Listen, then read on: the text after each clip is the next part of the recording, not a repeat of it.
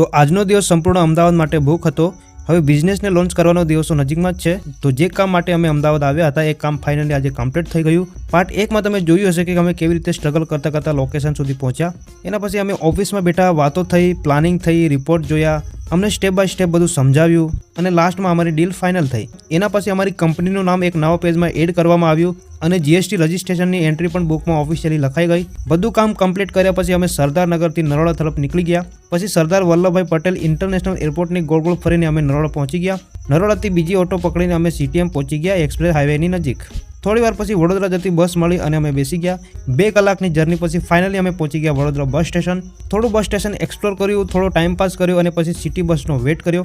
1 કલાક પછી અમને વાઘોડિયા જવા માટે બસ મળી। પછી બસમાં બેઠા અને બસનો ડ્રાઈવર બહુ હેવી હતો। મંગલ બજારના ટ્રાફિકમાં બસને એવી સ્પીડમાં ચલાવ્યો કે મારું હાર્ટબીટ પણ એક્સ્ટ્રા ગિયરમાં ચાલી ગયું હતું। પછી ઓલ્ડ બસ અને old Hindi song perfect vibe ગીતો સાંભળતા સાંભળતા અમે વાઘોડિયા પહોંચી ગયા। પછી પાર્કિંગમાંથી ગાડી કાઢીને સીધા ઘરે।